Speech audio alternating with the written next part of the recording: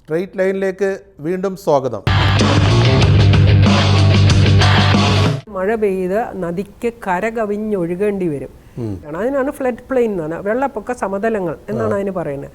ആ സ്ഥലത്ത് നിങ്ങൾ ഒരു വീട് കൊണ്ടുവച്ചാൽ, നിങ്ങളുടെ ടൂറിസ്റ്റ് കേന്ദ്രം കൊണ്ടുവച്ചാൽ, നിങ്ങളുടെ പോലീസ് സ്റ്റേഷൻ കൊണ്ടുവച്ചാൽ അത് വെള്ളം എടുത്തു കൊണ്ടുപോവുക തന്നെ ചെയ്യും. ശ്രദ്ധിക്കേണ്ട ഒരു കാര്യം, ഈ ദുരന്തങ്ങൾ നമുക്ക് തടയാൻ പറ്റില്ല. സ്വാഭാവിക ദുരന്തങ്ങൾ ഒരിക്കലും തടയാൻ പറ്റില്ല. അതിങ്ങനെ വന്നുകൊണ്ടേയിരിക്കും. അത് പ്രകൃതിയുടെ ഒരു നിയമമാണ്. അതിൻ്റെ ആഘാതം കുറയ്ക്കാൻ നമുക്ക് പല കാര്യങ്ങളും ചെയ്യാൻ പറ്റും. ഈ ഉരുൾപൊട്ടലിൻ്റെ മുന്നറിയിപ്പുകളല്ല അവിടെ വേണ്ടത്. ഉരുൾപൊട്ടൽ സാധ്യതാ മേഖലകൾ കണ്ടുപിടിക്കുക എന്നുള്ളതാണ്. ആ സാധ്യതാ മേഖലകളിൽ ഇതിൻ്റെ ആഘാതം കുറയ്ക്കാനുള്ള മാർഗങ്ങൾ സ്വീകരിക്കുക. അതേ ആശാസ്യമായിട്ട് ഏത് സംസ്ഥാനത്ത് നടക്കുള്ളൂ. മുണ്ടകയിൽ തന്നെ 2 പ്രാവശ്യം 1984, 2020 ഇത് സംഭവിച്ചിട്ടുണ്ട്. അപ്പോൾ അതിനുശേഷം നമ്മൾ എന്തെങ്കിലും ചെയ്തോ എന്ന് ചോദിച്ചാൽ അതിന് ഉത്തരമാണ് നമ്മൾ തേടേണ്ടത്. അപ്പോൾ സംസ്ഥാന ദുരന്ത നിവാരണ അതോറിറ്റിയിലെ അംഗമായിരുന്നു താങ്കൾ. ഇപ്പോഴും ദുരന്ത നിവാരണ അതോറിറ്റി ഇവിടെ ഉണ്ട്. അത് ഡിസാസ്റ്റർ മാനേജ്മെന്റിൽ അവരെന്ത് ചെയ്യുന്നു? ഒരു വലിയ പോരായ്മ എന്ന് പറയുന്നത്, ഈ ദുരന്ത നിവാരണ അതോറിറ്റികൾ ഇന്ത്യയിൽ തന്നെ ഏത് സംസ്ഥാനം എടുത്തു നോക്കിക്കഴിഞ്ഞാലും മന്ത്രിസഭയുടെ ഒരു ചെറു പതിപ്പാണ് അവിടെയുള്ളത്. ഏത് സംസ്ഥാനം എടുത്തു നോക്കിയാലും വിദഗ്ധരും സയന്റിസ്റ്റുകളും അങ്ങനെയുള്ള ആൾക്കാർ ഈ സമിതിയിലുണ്ടോ? ഇല്ല എന്ന് തന്നെ പറയാം. തലപ്പത്തുണ്ടോ? മുഖ്യമന്ത്രിയാണ് തലപ്പത്ത്. മന്ത്രിമാരെ മാറ്റി നിർത്തിയാൽ സെക്രട്ടറി, ഒരാള് മെമ്പർ സെക്രട്ടറി എന്ന് പറയുന്ന ഒരാള് അദ്ദേഹമുണ്ട്. സയന്റിസ്റ്റ് ആണോ? സയൻറ്റിസ്റ്റ്. അദ്ദേഹം എവിടെയും ജോലിയിൽ ശാസ്ത്രജ്ഞനായിട്ട് വർക്ക് ചെയ്തിട്ടില്ല. ആദ്യത്തെ അപ്പോയിൻമെൻറ്റ് ഇവിടെ തന്നെയാണ്. പ്രോജക്റ്റ് സയൻറ്റിസ്റ്റായിട്ട് അദ്ദേഹം വന്നിട്ട് പിന്നെ സ്ഥിരപ്പെടുത്തുകയാണ്. ഞാനത് 40 ലക്ഷം രൂപ ചിലവാക്കേണ്ടതില്ല എന്ന് ഫയലിൽ എഴുതി വെച്ചു. അപ്പോൾ എന്നെ കൃത്യമായിട്ട് വിളിച്ചിട്ട് പറഞ്ഞു, നിങ്ങൾക്ക് ഫയൽ അയക്കുന്നത് ഇത് അതിനകത്ത് യെസ് എന്ന് എഴുതാനാണ്. അപ്പം ഞാൻ പറഞ്ഞു, എനിക്ക് ബുദ്ധിമുട്ടുണ്ട്. സയൻറ്റിസ്റ്റുകൾ അവിടേക്ക് പോകണ്ടെന്നും പഠനം നടത്തുന്നുണ്ടെങ്കിൽ അനുവാദം വാങ്ങണമെന്നും നേരത്തെ പഠിച്ച് തയ്യാറാക്കിയിട്ടുള്ള റിപ്പോർട്ടുകൾ മാധ്യമങ്ങൾക്ക് നൽകരുതെന്നും പറഞ്ഞൊരു വിചിത്രമായ ഉത്തരവ് കഴിഞ്ഞ ദിവസം ഇറക്കി. പക്ഷേ മുഖ്യമന്ത്രി ഇടപെട്ടതിനെ തുടർന്ന് അത് പിൻവലിച്ചു. എന്തായിരിക്കും ഇതിൻ്റെ കാരണം? നിരുത്തരവാദപരമായിട്ടുള്ള ഈ ഉത്തരവ് പുറത്തിറക്കിയതിന് ആ ഉദ്യോഗസ്ഥൻ അല്ലെങ്കിൽ ഉദ്യോഗസ്ഥ ആരാണെങ്കിലും, ടിങ്കു ബിസ്വാൾ, അവരെ ഒഴിച്ചു നിർത്തിക്കൊണ്ട് ഞാൻ തീർച്ചയായിട്ടും അവരെ ഞാൻ ഒഴിച്ചു നിർത്തുന്നു. കാരണം ആ തീരുമാനം അവരുടെ തലത്തിൽ എടുക്കാനുള്ള സാധ്യത വളരെ വിരളമാണെന്നാണ് തന്നെ ഞാൻ വിചാരിക്കുന്നത്. കേരളം ഒന്നടങ്കം ചുമന്ന നിറത്തിലാണ് ഇത് മാർക്ക് ചെയ്ത് വെച്ചിരിക്കുന്നത്. റെഡ് സോണുകളാണോ? റെഡ് സോണുകളാണ്. ഇന്ന സ്ഥലം നിങ്ങൾ തുറസായി തന്നെ ഇടണം. പക്ഷേ ഇപ്പോൾ ഈ നിയമ ഭേദഗതിയിൽ വരുത്തിയത്, നിങ്ങൾക്ക് എന്ത് വേണമെങ്കിലും ചെയ്യാം നിങ്ങളുടെ ലാൻഡിലെന്നുള്ള ഭൂമിയിൽ, നിങ്ങൾക്ക് അത് വേണമെങ്കിൽ കാർഷികേതര ആവശ്യങ്ങൾക്ക് വേണ്ടി ഉപയോഗിക്കാം എന്ന് ഈ നിയമ ഭേദഗതി വരുത്തിയത് കേരളത്തിൻ്റെ ദുരന്ത സാധ്യത വളരെയധികം വർദ്ധിപ്പിക്കും. കേരളയിൽ വേണ്ടെന്നാണോ? ഒരു സംശയമില്ലാതെ വേണ്ട എന്ന് തന്നെയാണ്. ഒരു സംശയവും എനിക്ക് അതിനകത്ത്. മാധവ് ഗാഡ്ഗിലിന്റെ റിപ്പോർട്ട് നമ്മൾ എല്ലാ ദുരന്തങ്ങളിലും പറയുന്നുണ്ടല്ലോ. ഈ മുണ്ടകൈ എന്ന് പറയുന്ന സ്ഥലം ഈ സോൺ 1 പെടുന്ന സ്ഥലമാണ്. സോൺ 1 എന്ന് പറഞ്ഞു കഴിഞ്ഞാൽ മാധവ് ഗാഡ്ഗിൽ റിപ്പോർട്ട് പ്രകാരം നോ ന്യൂ കൺസ്ട്രക്ഷൻ. 2018 വെള്ളപ്പൊക്കത്തിന് ശേഷം 66 ക്വാറികളാണ് ഈ വയനാടിൽ പ്രവർത്തിക്കാൻ അനുമതി കൊടുത്തത്. അല്ല, ഈ വിഷയങ്ങളിൽ, അതായത് ഇടതുപക്ഷമാണല്ലോ ഈ പ്രകൃതിയെ സംരക്ഷിക്കേണ്ടത്. ഇടതുപക്ഷം വലതുപക്ഷം വേണ്ടിയിട്ട് ഒരു വ്യത്യാസം നയങ്ങളിൽ ഞാൻ കാണാതെ വന്നിരിക്കുന്നു. ഇപ്പോൾ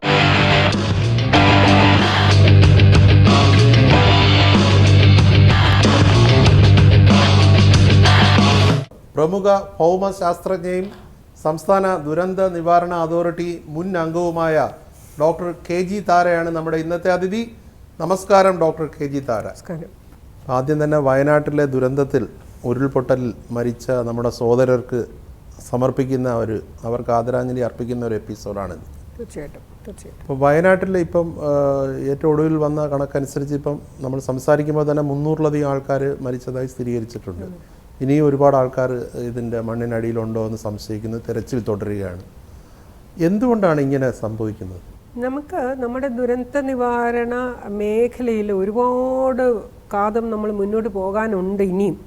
അത് രാജ്യം എന്നുള്ള രീതിയിലും സംസ്ഥാനം എന്നുള്ള രീതിയിലും ഇത് ഒരുപാട് കാര്യങ്ങൾ ചെയ്യാനുണ്ട്. അതുകൊണ്ട് തന്നെയാണ് ഇത് വീണ്ടും വീണ്ടും നമ്മൾ സംഭവിച്ചുകൊണ്ടിരിക്കുന്നത്. നമ്മൾ ഇപ്പോഴും ഈ ദുരന്തങ്ങൾ സംഭവിച്ച് കഴിഞ്ഞതിന് ശേഷം നമ്മൾ ആ രക്ഷാപ്രവർത്തനം, അതിൽ സംയോജിച്ച ഒരു പ്രവർത്തനം, ഏകോപനം, അതിലൊക്കെ നമ്മൾ നല്ല അത് വളരെ അഗ്രഗണ്യരായി മാതൃകാപരമായ, കാരണം പ്രത്യേകിച്ച് ഈ വയനാട്ടിലെ ദുരന്തത്തിൽ തന്നെ സംസ്ഥാന സർക്കാരും പ്രത്യേകിച്ച് സൈന്യവും ഒക്കെ വലിയ രീതിയിലുള്ള രക്ഷാപ്രവർത്തനം നടത്തി. അതെ അതെ ഒരുപാട് ആയിരക്കണക്കിന് ആൾക്കാരെ രക്ഷപ്പെടുത്തി. ഒരു സംശയമില്ല. അത് നമ്മുടെ അഭ്യർത്ഥന മാനിച്ചിട്ടാണ് സൈന്യവും നേവിയും എല്ലാം വരുന്നത്. അങ്ങനെ വരാൻ പറ്റുള്ളൂ, അവർക്ക് അങ്ങനെ അല്ലാതെ വരാൻ പറ്റില്ല. അപ്പോൾ നമ്മുടെ അഭ്യർത്ഥന മാനിച്ച് ഈ ഏജൻസികൾ, കേന്ദ്ര സർക്കാരിൻ്റെ ഏജൻസികളും സംസ്ഥാന സർക്കാരിൻ്റെ ഏജൻസികളും എന്തൊരു മാതൃകാപരമായിട്ടുള്ള പ്രവർത്തനം. നമ്മൾ പക്ഷെ ശ്രദ്ധിക്കേണ്ട ഒരു കാര്യം, ഈ ദുരന്തങ്ങൾ നമുക്ക് തടയാൻ പറ്റില്ല. സ്വാഭാവിക ദുരന്തങ്ങൾ ഒരിക്കലും തടയാൻ പറ്റില്ല. അതിങ്ങനെ വന്നുകൊണ്ടേയിരിക്കും. അത് പ്രകൃതിയുടെ ഒരു നിയമമാണ്. അതിൻ്റെ ആഘാതം കുറയ്ക്കാൻ നമുക്ക് പല കാര്യങ്ങളും ചെയ്യാം. ഇപ്പോൾ പറഞ്ഞ പോലെ ഈ ദുരന്തം ഉണ്ടായ ശേഷമുള്ള പ്രവർത്തനത്തിൽ നമ്മൾ ഭയങ്കരമായിട്ട് എക്സൽ ചെയ്യുന്നു. പക്ഷേ ദുരന്തം തടയാൻ പറ്റില്ല എന്ന് പറയുമ്പോഴും ദുരന്തത്തെ സംബന്ധിച്ച് കൃത്യമായ മുന്നറിയിപ്പുകൾ നൽകാൻ പറ്റില്ലേ? തീർച്ചയായിട്ടും പറ്റും. പക്ഷേ എല്ലാ ദുരന്തങ്ങളിലും ഇല്ല. ഉദാഹരണം, ഭൂകമ്പങ്ങൾക്ക് മുന്നറിയിപ്പ് സംവിധാനമേ ഇല്ല. ജപ്പാനിലാണ് ഏറ്റവും കൂടുതൽ ഈ ഭൂകമ്പങ്ങൾ ഉണ്ടാകുന്നത്. അപ്പോൾ അവിടെ ഒരു സെക്കൻഡിൽ 1 മിനിറ്റ് 60 സെക്കൻഡാണല്ലോ. 1, 2, 3 60 എണ്ണുമ്പോഴത്തേക്കും 1 മിനിറ്റായി. അതിൽ 60 എണ്ണം ഈ ഭൂകമ്പം സംഭവിക്കുന്ന ഒരു രാജ്യമാണ്. അവർക്ക് പോലും ഈ ഭൂകമ്പത്തിന് മുമ്പ് മൈക്രോ സെക്കൻഡ് എന്ന് പറഞ്ഞാൽ 1 സെക്കൻഡ് ആവുന്നതിന് മുമ്പ് ഒരു സമയം, അങ്ങനെയുള്ള അലർട്ട് സിസ്റ്റമേ അവർക്ക് പോലും ഉള്ളൂ. അതുകൊണ്ട് കുറച്ചൊക്കെ ജീവൻ രക്ഷപ്പെടുത്താനായിട്ട് അവർക്ക് സാധിക്കും. ചിലത് അവർക്ക് അവരിങ്ങനെ റിസർച്ച് ചെയ്തുകൊണ്ടിരിക്കുക. അപ്പോൾ ചൈന റിസർച്ച് ചെയ്തുകൊണ്ടിരിക്കുന്നു എങ്ങനെയാണ് ഈ മൃഗങ്ങളുടെ പെരുമാറ്റ രീതി കൊണ്ട് ഒരു ഭൂകമ്പം പ്രവചിക്കാൻ. അത് ഇതുവരെ ഒരു ഫൈനൽ കൺക്ലൂഷൻ ഇല്ല. ഉരുൾപൊട്ടലിന്റെ കാര്യത്തിൽ അതിൽ ഉരുൾപൊട്ടൽ 2 രീതിയിലുണ്ടാകാം. പല കാരണങ്ങൾ കൊണ്ടുണ്ടാകും. ഒന്ന്, ഭൂമിക്ക് അടിയിൽ നിന്നുള്ള ശക്തി, ടെക്ടോണിക് എന്നുള്ള വാക്കാണ് ജിയോളജിയിൽ ഉപയോഗിക്കുന്നത്. അങ്ങനെ ഉണ്ടാകുന്ന ഉരുൾപൊട്ടലുകളുണ്ട്. 2, ഈ മഴ പെയ്തിട്ട് ഈ ആ വെള്ളം പാറകളുടെ ഇടയിലുള്ള സുഷിരങ്ങളിലേക്ക് അല്ലെങ്കിൽ വിള്ളലുകളിലേക്ക് ഇറങ്ങി ഈ വെള്ളം എണ്ണ പോലെ തെന്നി മാറുന്ന ഒരു സാഹചര്യം. അതായത് വെള്ളം എണ്ണ പോലെ തന്നെ തെന്നി മാറാൻ സഹായിക്കുന്ന ഒരു കാര്യമാണ് വെള്ളം എന്ന് പറയുന്നത്. അപ്പോൾ മഴ പെയ്തു കഴിഞ്ഞാൽ ഇതൊരു തെന്നി മാറാൻ സഹായിക്കുന്ന പ്രതലമായിട്ട് ഇത് പ്രവർത്തിക്കും. അങ്ങനെയുള്ള ഭൂകമ്പങ്ങളും ഉണ്ട്. അപ്പോൾ മഴ പെയ്യുമ്പോഴുള്ള ഉരുൾപൊട്ടലുകൾ ഒരു പരിധി വരെ നമുക്ക് അവിടെ മുന്നറിയിപ്പ് കൊടുക്കാൻ സാധിക്കാത്ത എന്താണെന്ന് വെച്ച് കഴിഞ്ഞാൽ, ഈ പാറയെ ഒരുമിച്ച് നിർത്തുന്ന ഒരു ബലമുണ്ടല്ലോ, ആ പാറയുടെ കൊഹിഷൻ എന്ന് പറയും, അതിങ്ങനെ ഒരുമിച്ച് നിൽക്കുകയാണ്. അത് ഈ പാറയുടെ വിള്ളലുകളുടെ ഇടയിൽ കൂടി ഇറങ്ങുന്ന വെള്ളം, അതൊരു പോർ പ്രഷർ എന്നാണ് അതിന് പറയുന്നത്. പോർ സ്പേസസിൽ, അതായത് അതിനകത്തെ സുഷിരങ്ങളിൽ വെള്ളം നിറഞ്ഞ് ആ വെള്ളം ഈ പാറയിൽ ഒരു സമ്മർദ്ദം ഉണ്ടാക്കുന്നുണ്ട്. അത് എപ്പോഴാണോ ഈ പാറയെ ഒരുമിച്ച് നിർത്തുന്ന ഈ പിടിച്ചു നിർത്തുന്ന ആ ശക്തിക്ക് അതീതമായി വരുന്നത്, ആ നിമിഷമാണ് ഇത് പൊട്ടുന്നത്. ഇത് കണ്ടുപിടിക്കണമെങ്കിൽ ഈ മലകളിൽ പല സ്ഥലത്തായിട്ട് നമ്മൾ ഒരു ഉപകരണം വെക്കണം, സെൻസറുകൾ.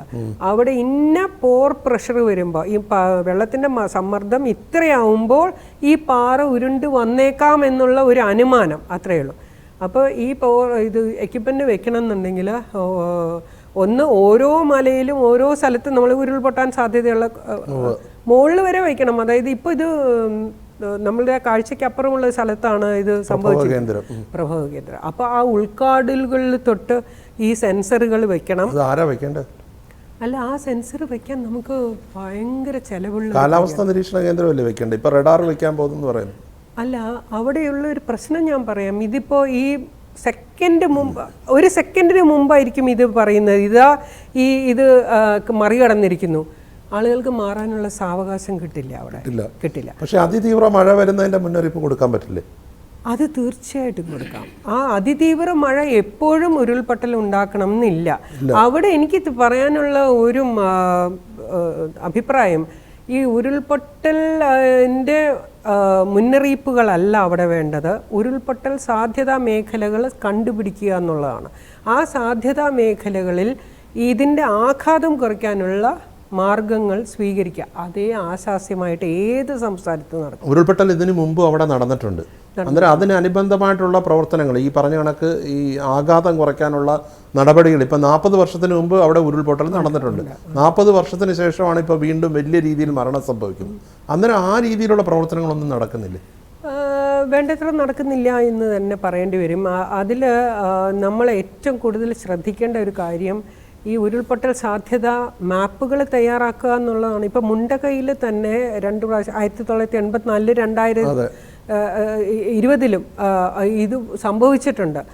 അപ്പോൾ അതിനുശേഷം നമ്മൾ എന്തെങ്കിലും ചെയ്തോ എന്ന് ചോദിച്ചാൽ അതിന് ഉത്തരമാണ് നമ്മൾ തേടേണ്ടത്. അതിനുശേഷം നമ്മൾ വലുതായിട്ടൊന്നും ചെയ്തിട്ടില്ല. സംസ്ഥാന ദുരന്ത നിവാരണ അതോറിറ്റിയിലെ അംഗമായിരുന്നു താങ്കൾ. ഇപ്പോഴും ദുരന്ത നിവാരണ അതോറിറ്റി ഇവിടെ ഉണ്ട്. അത് ഡിസാസ്റ്റർ മാനേജ്മെന്റിൽ അവരെന്ത് ചെയ്യുന്നു? അവരുടെ പ്രവർത്തനത്തിൽ ഞാൻ കാണുന്ന ഒരു വലിയ പോരായ്മ എന്ന് പറയുന്നത് ഈ ദുരന്ത നിവാരണ അതോറിറ്റികൾ ഇന്ത്യയിൽ തന്നെ ഏത് സംസ്ഥാനം എടുത്തു നോക്കിക്കഴിഞ്ഞാലും മന്ത്രിസഭയുടെ ഒരു ചെറു പതിപ്പാണ് അവിടെയുള്ളത്. ഏത് സംസ്ഥാനം എടുത്തു നോക്കിയാലും മുഖ്യമന്ത്രി, ചീഫ് സെക്രട്ടറി, റവന്യൂ മിനിസ്റ്റർ അല്ലെങ്കിൽ വേറെ അത് ഓരോ സംസ്ഥാനത്തും മാറി. ചിലതിൽ കൃഷി മന്ത്രി കാണും, ചിലതിൽ ധനമന്ത്രി ആയിരിക്കും. അങ്ങനെയുള്ള വ്യത്യാസമുണ്ട്. മന്ത്രിസഭയ്ക്ക് ധാരാളം മന്ത്രിസഭയ്ക്കും മന്ത്രിസഭയിലെ മന്ത്രിമാർക്കും ഇഷ്ടം പോലെ വേറെ ജോലിയുണ്ട് അല്ലേ. മുഖ്യമന്ത്രിക്കും വേറെ ഒരുപാട് വകുപ്പുകളുടെ ചുമതലയുണ്ട്. അവർക്ക് ഈ ദുരന്ത നിവാരണം 24 മണിക്കൂറും ശ്രദ്ധിക്കാനോ അതിനു വേണ്ട കാര്യങ്ങൾ ചെയ്യാനോ ഉള്ള സാവകാശം ഒരു സംസ്ഥാനത്തും കിട്ടില്ല. ഇവിടെ നമ്മൾ ചെയ്യേണ്ടത്, കേരളത്തിലും മറ്റുള്ള സംസ്ഥാനങ്ങളും ചെയ്യേണ്ടത്, ഈ മന്ത്രിമാരും മുഖ്യമന്ത്രിയും മറ്റുള്ള ഇങ്ങനെ ഉദ്യോഗസ്ഥ തലത്തിലുള്ള ആളുകളല്ലാതെ ഓരോ സംസ്ഥാനത്തും സംഭവിക്കാൻ സാധ്യതയുള്ള ദുരന്തങ്ങളിൽ എക്സ്പെർട്ടുകളെ വെക്കണം. വിദഗ്ധരും സയന്റിസ്റ്റുകളും അങ്ങനെയുള്ള ആൾക്കാർ ഈ സമിതിയിലുണ്ടോ? ഇല്ല എന്ന് തന്നെ പറയാം. തലപ്പത്തുണ്ടോ? മുഖ്യമന്ത്രിയാണ് തലപ്പത്ത്. അല്ല, മുഖ്യമന്ത്രി അല്ല, അതിന്റെ ഈ സമിതിയുടെ മുഖ്യമന്ത്രിയെ മാറ്റി മന്ത്രിമാരെ മാറ്റി നിർത്തിയാൽ എല്ലാവരും ഈ മന്ത്രിസഭയിലെ ഉദ്യോഗസ്ഥർ. ചെയർമാൻ പദവിയിലിരിക്കുന്ന വൈസ് ചെയർമാൻ പദവിയിലൊക്കെ റവന്യൂ മന്ത്രിയാണ്. റവന്യൂ മന്ത്രിയാണ്. അത് സെക്രട്ടറിയാണ് അല്ലാതെ ഉള്ളത്. സെക്രട്ടറി ഒരാള്, മെമ്പർ സെക്രട്ടറി എന്ന് പറയുന്ന ഒരാള് അദ്ദേഹമുണ്ട്. അത് സയന്റിസ്റ്റ് ആണോ? സയൻറ്റിസ്റ്റ്. അദ്ദേഹം എവിടെയും ജോലിയിൽ ശാസ്ത്രജ്ഞനായിട്ട് വർക്ക് ചെയ്തിട്ടില്ല. ആദ്യത്തെ അപ്പോയിൻമെൻറ്റ് ഇവിടെ തന്നെയാണ്. പ്രോജക്റ്റ് സയൻറ്റിസ്റ്റായിട്ട് അദ്ദേഹം വന്നിട്ട് പിന്നെ സ്ഥിരപ്പെടുത്തുകയാണ്. താങ്കൾ ഇതിൻ്റെ അത് പ്രവർത്തിച്ചിരുന്ന വേളയിൽ എന്താണ് ഈ സമിതി ചെയ്തത്? ഈ സമിതിക്ക് ഇതുകൊണ്ട് തന്നെ അതിൻ്റെ പരിമിതികൾ ഉണ്ടാകും. അതായത് ഓരോ തീരുമാനവും രാഷ്ട്രീയ തീരുമാനങ്ങളാണ് അവിടെ വരുന്നത്. ശാസ്ത്രീയമായ തീരുമാനങ്ങൾ വരാൻ വളരെ ബുദ്ധിമുട്ടാണ്. കാരണം ഓരോ മന്ത്രിയും അല്ലെങ്കിൽ ഓരോ MLAയും ഓരോ നിയോജക മണ്ഡലങ്ങളെ പ്രതിനിധാനം ചെയ്യുന്ന ആളുകളാണ്. അപ്പോൾ അവിടെ ഒരു തീരുമാനം എടുക്കുമ്പോൾ പല വിധത്തിലുള്ള രാഷ്ട്രീയ സമ്മർദ്ദങ്ങളും രാഷ്ട്രീയ താല്പര്യങ്ങളും വരും. ശാസ്ത്രീയമായിട്ടുള്ളൊരു താല്പര്യം വരാൻ ബുദ്ധിമുട്ടാണ്. ഇപ്പോൾ ഒരു ചെറിയ ഉദാഹരണം പറയാം. ഈ ചെറിയ കമ്പനങ്ങൾ വന്നു, തൃശ്ശൂരിലും മറ്റേ പല കോഴിക്കോടുമൊക്കെ വന്നു. അപ്പോൾ ഒരു അഭിപ്രായം വന്നത് അവിടെ ഒരു ഭൂകമ്പ റെക്കോർഡ് ചെയ്യുന്ന ഒരു സ്റ്റേഷൻ വെക്കണം എന്നുള്ളതാണ്. മാപിനികളല്ല, അതിൻ്റെ ഒരു സീസ്മിക് സ്റ്റേഷൻ എന്ന് പറയും. സീസ്മിക് സ്റ്റേഷൻ വെക്കണം. അപ്പോൾ അവിടെ ഈ ഭൂകമ്പ മാപിനി ഉണ്ടാകും. അപ്പോൾ നമുക്ക് ധാരാളം ഭൂകമ്പ മാപിനികളുണ്ട്. കാലാവസ്ഥാ നിരീക്ഷണ കേന്ദ്രത്തിൻ്റെ ഭൂകമ്പ മാപിനികളുണ്ട്, KSEBയുടെ ഇലക്ട്രിസിറ്റി ബോർഡിൻ്റെ ഭൂകമ്പ മാപിനികളുണ്ട്, ഫോറസ്റ്റ് ഡിപ്പാർട്ട്മെൻറ്റിന് ഉണ്ട്. അപ്പോൾ KFRയുടെ അവിടെയാണ് ഒരു പീച്ചിയിലാണ് ഒരു ഈ ഡേറ്റ നമുക്ക് ഒന്ന് കളക്ട് ചെയ്യാനുള്ള ഒരാൾ, അതാണ് ഒരു കോർഡിനേറ്റിംഗ്, ഒരു എല്ലാം കൂടി സംയോജിപ്പിച്ച് ഒരു തീരുമാനത്തിലെത്തണം. അപ്പോൾ ഇത് നമുക്ക് 5 മണിക്ക് ഈ പിച്ചിയിലെ ഈ കേന്ദ്രം 5 മണി വരെ ഉള്ളൂ. 10 തൊട്ട് 5 മണി വരെ ഈ ഭൂകമ്പ മാപിനിയുടെ റെക്കോർഡിങ് നടക്കുന്ന സ്ഥലത്ത് ഈ ആളുള്ളൂ. അത് കഴിഞ്ഞാൽ ഭൂകമ്പം വന്നു കഴിഞ്ഞാൽ നമ്മൾ പിറ്റേ ദിവസം മാത്രമേ അതിൻ്റെ റെക്കോർഡ് എടുക്കാൻ സാധിക്കുള്ളൂ. അപ്പോൾ അവിടെ 24 മണിക്കൂർ ഒരാൾ വേണം. അപ്പോൾ ഒരു സീസ്മിക് സ്റ്റേഷൻ വെച്ചതുകൊണ്ട് ഈ പ്രശ്നത്തിന് പരിഹാരമാവുന്നില്ല. ഇവിടെ എന്നിട്ട് ഈ റെക്കോർഡ് കിട്ടുന്ന റെക്കോർഡ് നമ്മൾ കേന്ദ്രത്തിന് അയച്ചു കൊടുത്തിട്ട്, കേന്ദ്രമല്ല ഡൽഹിയിൽ അയച്ചു കൊടുത്തിട്ട് അവിടെ നിന്നാണ് ഇൻ്റർപ്രിട്ടേഷൻ വരുന്നത്. അതായത് എത്ര റിക്ടർ സ്കെയിലിൽ തീവ്രത എത്രയുണ്ടായിരുന്നു എന്ന് നമ്മളൊരു തീരുമാനം വരുന്നത് അവിടെ നിന്നാണ്. അപ്പോൾ അതിന് പകരം ഇവിടെയുള്ള ശാസ്ത്രജ്ഞന്മാരെ നമ്മൾ അതിന് പരിശീലിപ്പിക്കണം, ഇത് വായിക്കാൻ, മനസ്സിലാക്കാൻ. ഈ ഏകോപനം നടത്തേണ്ടത് ഏകോപനം നടത്തുക മാത്രമല്ല, അപ്പോൾ ഒരു സീസ്മിക് സ്റ്റേഷന് 40 ലക്ഷം രൂപയാവും. വീണ്ടും ഒരു ഡേറ്റ ക്രിയേറ്റ് ചെയ്തിട്ട് കാര്യമില്ല, ഒരു ഡേറ്റ ഉണ്ടാക്കിയിട്ട് കാര്യമില്ല. ഈ ഉള്ള ഡേറ്റയെ ഉപയോഗപ്പെടുത്താൻ നമുക്ക് സാധിക്കണം. അപ്പം ഞാൻ അത് 40 ലക്ഷം രൂപ ചിലവാക്കേണ്ടതില്ല എന്ന് ഫയലിൽ എഴുതി വെച്ചു. അപ്പോൾ എന്നെ കൃത്യമായിട്ട് വിളിച്ചിട്ട് പറഞ്ഞു, നിങ്ങൾക്ക് ഫയൽ അയക്കുന്നത് ഇത് അതിനകത്ത് യെസ് എന്ന് എഴുതാനാണ്. അപ്പം ഞാൻ പറഞ്ഞു എനിക്ക് ബുദ്ധിമുട്ടുണ്ട്. മെമ്പർ സെക്രട്ടറിയാണോ പറഞ്ഞത്? അന്ന് മെമ്പർ സെക്രട്ടറി എന്നുള്ള പോസ്റ്റില്ല. ആ പോസ്റ്റ് പിന്നെ ഒരു ദുരന്ത നിവാരണ അതോറിറ്റിയിലും മെമ്പർ സെക്രട്ടറി എന്നുള്ളൊരു പോസ്റ്റ് ഒരു സംസ്ഥാനത്ത് നിലവിലില്ല. കേരളത്തിന് മാത്രമേ ഈ മെമ്പർ സെക്രട്ടറി എന്നുള്ള സ്ഥാനം കണ്ടിട്ടുള്ളൂ. ഞാൻ വേറെ ഒരു സംസ്ഥാനത്തും കണ്ടിട്ടില്ല. എന്നിട്ട് ആ തീരുമാനം അവർ നടപ്പിലാക്കിയോ? ഇല്ല, ആ തീരുമാനം അപ്പം ഞാൻ ഇത് ഫയല് യെസ് എന്ന് എഴുതാൻ പറ്റുന്ന വേറെ ഏതെങ്കിലും ഉദ്യോഗസ്ഥയ്ക്ക് അല്ലെങ്കിൽ ഉദ്യോഗസ്ഥന് അയച്ചു കൊടുക്കുന്നതായിരിക്കും കൂടുതൽ ഉചിതം എന്ന് ഞാൻ പറയുകയുണ്ടായി. അപ്പോൾ അത് വേറെ പക്ഷേ ആർക്കും അയച്ചു കൊടുത്തില്ല. ആ തീരുമാനം മാറ്റുകയും ചെയ്തു. സംസ്ഥാനത്ത് ലഭ്യമാകുന്ന ഇപ്പം പറഞ്ഞ പോലെ KSEB ആണെങ്കിലും അല്ലെങ്കിൽ വനം വകുപ്പിൻ്റെ ആണെങ്കിലും അങ്ങനെയുള്ള ലഭ്യമാകുന്ന ഡേറ്റകൾ അത് ഏകോപിപ്പിച്ച് ആ രീതിയിലുള്ള ഒരു പ്രവർത്തനം നടത്താൻ ഈ ദുരന്ത നിവാരണ അതോറിറ്റിക്ക് കഴിയുന്നുണ്ടോ? അല്ല, അതെങ്ങനെ കഴിയും ഞാൻ ചോദിക്കട്ടെ? മുഖ്യമന്ത്രിക്ക് ഈ ഡേറ്റ നോക്കാൻ പറ്റുമോ? മുഖ്യമന്ത്രി റവന്യൂ ദുരന്ത നിവാരണ അതോറിറ്റി എന്ന് പറയുന്നത് ഈ ഉപമന്ത്രിസഭ പോലെ അല്ലെങ്കിൽ ഒരു ചെറു മന്ത്രിസഭ പോലെ ഉള്ള ഒരു ഘടനയാണ്. മുഖ്യമന്ത്രി മന്ത്രിമാരും ഈ പറയുന്ന സെക്രട്ടറി മാത്രമേ ഉള്ളൂ, അതിൽ സയന്റിസ്റ്റുകളില്ല. ഇല്ല, ദുരന്ത നിവാരണ അതോറിറ്റി എന്ന് പറയുന്ന ചീഫ് മിനിസ്റ്ററും മുഖ്യമന്ത്രി നിർദ്ദേശിക്കുന്ന 9 അംഗങ്ങളും, അതാണ് അതിൻ്റെ ഘടന. ദേശീയ ദുരന്ത നിവാരണ അതോറിറ്റി എന്ന് പറഞ്ഞു കഴിഞ്ഞാൽ പ്രധാനമന്ത്രി നിർദ്ദേശിക്കുന്ന 9 അംഗങ്ങളും, അതാണ് അതിൻ്റെ ഘടന. ആ 9 അംഗങ്ങളെ ആരെ തീരുമാനിക്കണം എന്നുള്ളത് മുഖ്യമന്ത്രിയാണ്. മറ്റ് സംസ്ഥാനങ്ങളിലോ മറ്റും ഈ വിദഗ്ധരുണ്ടോ ഈ കമ്മിറ്റികളിൽ? ഒരു സ്ഥലത്തും ഇല്ല, എല്ലായിടത്തും. ഇപ്പോൾ ഈ ഷിരൂരിലെ കർണാടകയിൽ നമ്മൾ എടുത്തു കഴിഞ്ഞാൽ മുഖ്യമന്ത്രിയും 8 മന്ത്രിമാരും ചേർന്നവരാണ്. അപ്പോൾ ഒരു തീരുമാനം എടുക്കുമ്പോൾ ഇതേ ആളുകൾ തന്നെയാണ് അവിടെയും ഇരിക്കുന്നത്. സയന്റിസ്റ്റുകൾക്ക് റോളില്ല. സയന്റിസ്റ്റുകൾ അവിടേക്ക് പോകണ്ടെന്നും പഠനം നടത്തുന്നുണ്ടെങ്കിൽ അനുവാദം വാങ്ങണമെന്നും നേരത്തെ പഠിച്ച് തയ്യാറാക്കിയിട്ടുള്ള റിപ്പോർട്ടുകൾ മാധ്യമങ്ങൾക്ക് നൽകരുതെന്നും പറഞ്ഞൊരു വിചിത്രമായ ഉത്തരവ് കഴിഞ്ഞ ദിവസം ഇറക്കി. പക്ഷേ മുഖ്യമന്ത്രി ഇടപെട്ടതിനെ തുടർന്ന് അത് പിൻവലിച്ചു. എന്തായിരിക്കും ഇതിൻ്റെ കാരണം? അതിൻ്റെ കാരണം അത് വാസ്തവത്തിൽ ഏത് ഉദ്യോഗസ്ഥനാണ് ഈ ഉത്തരവിന് പിന്നിൽ പ്രവർത്തിച്ചത്? അതോറിറ്റിയുടെ പ്രിൻസിപ്പൽ സെക്രട്ടറിയുടെ പേരിലാണ് ഉത്തരവ് ഇറങ്ങിയത്. പക്ഷെ ആ പ്രിൻസിപ്പൽ സെക്രട്ടറി അതിന് കാരണക്കാരിയാകാനുള്ള സാധ്യത വളരെ കുറവാണ്. കാരണം ആ തീരുമാനം ഉത്ഭവിച്ചത് ഇപ്പോൾ ഇതിൻ്റെ പ്രഭവസ്ഥാനം നമ്മൾ അന്വേഷിച്ച് പോകുന്നുണ്ടല്ലോ. ഈ ഉത്തരവിൻ്റെ പ്രഭവസ്ഥാനം ഒന്ന് അന്വേഷിക്കേണ്ടതുണ്ട്. ആ ഉദ്യോഗസ്ഥനെ നമ്മൾ ഇതിന് എന്താണ് ഈ ഇത്ര വിചിത്രമായ അശാസ്ത്രീയമായ നിരുത്തരവാദപരമായിട്ടുള്ള ഈ ഉത്തരവ് പുറത്തിറക്കിയതിന് ആ ഉദ്യോഗസ്ഥൻ അല്ലെങ്കിൽ ഉദ്യോഗസ്ഥ ആരാണെങ്കിലും ടിങ്കു ബിസ്വാൾ അവരെ ഒഴിച്ചു നിർത്തിക്കൊണ്ട് തീർച്ചയായിട്ടും അവരെ ഞാൻ ഒഴിച്ചു നിർത്തുന്നു. കാരണം ആ തീരുമാനം അവരുടെ തലത്തിൽ എടുക്കാനുള്ള സാധ്യത വളരെ വിരളമാണെന്നാണ് തന്നെ ഞാൻ വിചാരിക്കുന്നു. അപ്പോൾ അത് അവരോട് തന്നെ ആ ചോദ്യം ചോദിച്ച് നമ്മൾ ഉരുൾപൊട്ടൽ സാധ്യതയെക്കുറിച്ചുള്ള മുന്നറിയിപ്പുകൾ നൽകിയ പഠനങ്ങളെ ഇവർ ഭയക്കുന്നുണ്ടെന്നാണോ? അതോ അത് സർക്കാരിൻ്റെ പ്രതിച്ഛായ ബാധിക്കുമോ അങ്ങനെയുള്ള ആശങ്കയാണോ? എനിക്ക് തോന്നുന്നത് നമ്മൾ സയൻറ്റിഫിക് ടെമ്പറമെൻ്റ് എന്നുള്ളൊരു വാക്ക് നെഹ്റുവിൻ്റെ കാലം മുതലേ നമ്മൾ ഉപയോഗിക്കുന്നുണ്ടല്ലോ, ശാസ്ത്രീയ അവബോധം. അത് നയരൂപീകരണ രംഗത്തുള്ള ആളുകൾക്കും ഈ എന്താണ് ജനപ്രതിനിധികൾക്കും വാസ്തവത്തിൽ അത് നമ്മൾ വളരെ അത്യാവശ്യമാണെന്ന് നമ്മൾ വിചാരിച്ചു പോകുന്ന സന്ദർഭങ്ങളിൽ ഒന്നാണിത് തീർച്ചയായിട്ടും. അപ്പോൾ ആ ശാസ്ത്രീയ അവബോധം എങ്ങനെ ഉണ്ടാക്കാം എന്നുള്ളത് നമ്മളൊരു വളരെ കൂടുതൽ ശ്രദ്ധയോടുകൂടി ഇനിയിപ്പോൾ ഒന്ന് ആലോചിക്കേണ്ടിയിരിക്കുന്നു. അതിൻ്റെ അഭാവം തന്നെയാണ് ഇത്. ഓരോ ഉരുൾപൊട്ടലാണെങ്കിലും പ്രളയമാണെങ്കിലും അല്ലെങ്കിൽ ഈ ഭൂചലനമാണെങ്കിലും അതെല്ലാം ഉണ്ടാകുമ്പോൾ ഇനി ശ്രദ്ധിക്കണം എന്നുള്ള ഒരു മുന്നറിയിപ്പുകൾ വരുന്നതല്ലാതെ വീണ്ടും ഒരെണ്ണം ഉണ്ടാകുന്നത് വരെ എന്തെങ്കിലും നടക്കുന്നുണ്ടോ നമ്മുടെ നാട്ടിൽ? ആശിക്കുന്ന രീതിയിലുള്ള പ്രവർത്തനങ്ങൾ നടക്കുന്നില്ല എന്ന് തന്നെ പറയണം. കാരണം നമ്മൾ ശ്രദ്ധിക്കേണ്ടത് എന്താണ്? ദുരന്തങ്ങൾ ഉണ്ടായാൽ അതിൻ്റെ ആഘാതം കുറയ്ക്കാനുള്ള ലഘൂകരണ പ്രവർത്തനങ്ങൾ ചെയ്യാം. സ്വാഭാവിക ദുരന്തങ്ങളാണെങ്കിൽ, നാച്ചുറൽ ഡിസാസ്റ്റർ ആണെങ്കിൽ, മനുഷ്യപ്രേരിത ദുരന്തങ്ങളാണെങ്കിൽ അവയെ പൂർണ്ണമായിട്ട് തടയാൻ നമുക്ക് സാധിക്കും. ഉദാഹരണം, സാംക്രമിക രോഗങ്ങൾ നമുക്ക് കൺട്രോൾ ചെയ്യാൻ പറ്റും, നിർത്താൻ പറ്റും, അത് തടഞ്ഞു നിർത്താൻ പറ്റും. മറ്റടുത്ത് നമ്മൾ ചെയ്യേണ്ട കാര്യങ്ങൾ നമ്മൾ ചെയ്യണം. ഇപ്പോൾ ഉദാഹരണം, അതിൽ പോളിസികളിൽ കൂടി അത് കൊണ്ടുവരാൻ പറ്റും, വലിയൊരു ലഘൂകരണം കൊണ്ടുവരാൻ പറ്റും. ഉദാഹരണമായിട്ട് ഈ ഇരഞ്ഞിപ്പുഴയുടെ 2 സൈഡിലും വയനാട്ടിലുള്ള ആളുകൾ താമസിക്കുന്നുണ്ട്. ഏത് പുഴയുടെയും സൈഡിൽ ആളുകൾ താമസിക്കുന്നുണ്ട്.